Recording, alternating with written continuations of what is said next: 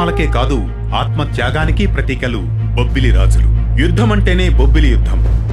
బొబ్బిలి రాజులకు ధీటుగా ఎదురు నిలవడం ఏ సంస్థానాధీశులకు సాధ్యమయ్యేది కాదని చరిత్ర చెబుతోంది.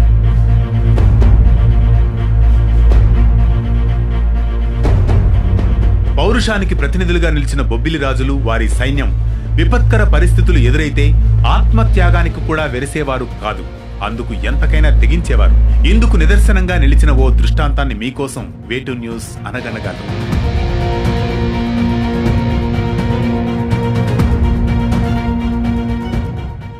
అనగనగా అవి 18వ శతాబ్దం రోజులు. క్రీస్తు శకం 1750వ సంవత్సరంలో బొబ్బిలి సంస్థానం, విజయనగర సంస్థానం రాజుల మధ్య స్నేహ సంబంధాలు చక్కగా కొనసాగే రోజులు.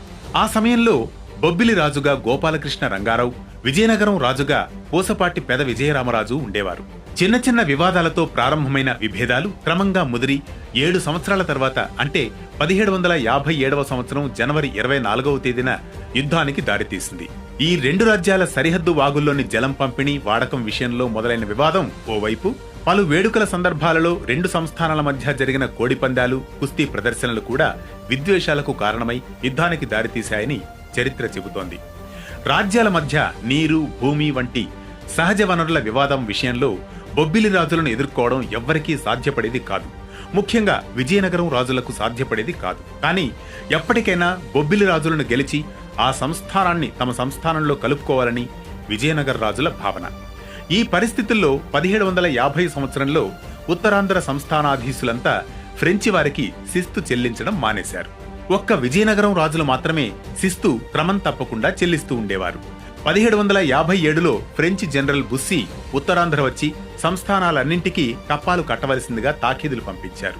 తామెవరికీ సామంతులు కాదని, కప్పాలు కట్టబోమని బొబ్బిలి రాజులు తేల్చి చెప్పారు. ఎదురు తిరిగారు.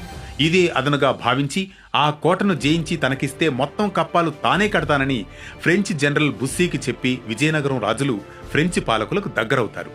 ఇదే అదనుగా బొబ్బిలి, విజయనగరం రాజుల మధ్య విభజించు పాలించు విధానంతో బుస్సీ వ్యవహరిస్తాడు.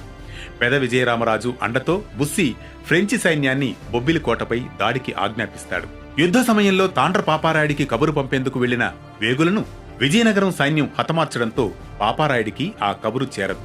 మరోవైపు విజయనగరం రాజులు, ఫ్రెంచి సైన్యం 1757 జనవరి 24వ తేదీన తెల్లవారుతూ ఉండగానే బొబ్బిలి చేరుకుని దండయాత్ర ప్రారంభించారు.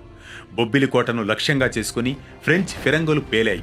వందల సంఖ్యలోనే సైన్యం ఉన్న బొబ్బిలి సైన్యం తీవ్రంగా ప్రతిఘటించింది.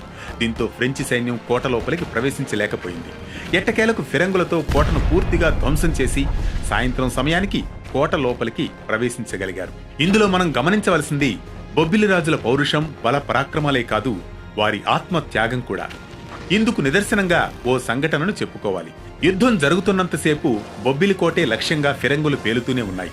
తక్కువ సైన్యం ఉన్న బొబ్బిలి సంస్థానం వేలాది మంది ఉన్న విజయనగరం ఫ్రెంచి సైన్యంతో ఎలా పోరాడగలదనే విషయంపై తన ముఖ్య సేనానులను, అనుచరులను సమావేశపరిచి సమాలోచనలు జరుపుతారు. వారందించిన సమాచారం ప్రకారం ఓటమి తప్పేటట్లు లేదని నిర్ధారణకు వస్తారు బొబ్బిలి రాజులు. అంతే, ఓ కఠిన నిర్ణయం తీసుకుంటారు. తమ సంస్థానపు స్త్రీలు, వారసులైన చిన్నపిల్లలు శత్రువుల చేతికి చిక్కి అవమానాల పాలు కాకూడదని భావిస్తారు. ముందుగా కోట ప్రాంగణంలో ఉన్న తమ నివాసాలకు నిప్పు పెట్టడమే కాక ఫిరంగులు, మందుపాత్రల మధ్య వారసులను, చిన్నపిల్లలను, స్త్రీలను నిలబెట్టి ఏకధాటిగా పేల్చేస్తారు బొబ్బిలి సైనికులు. ఫ్రెంచి సైన్యం చేతిలో బయట ఫిరంగుల దెబ్బకి కోట లోపల అగ్నికి ఆహుతై స్త్రీలు, పిల్లలు ఇలా అంతా మరణించాక ఫ్రెంచి సైన్యం కోట లోపలికి ప్రవేశించగలిగింది. అంత భీకరమైన యుద్ధం ఈ నేలపై జరిగింది.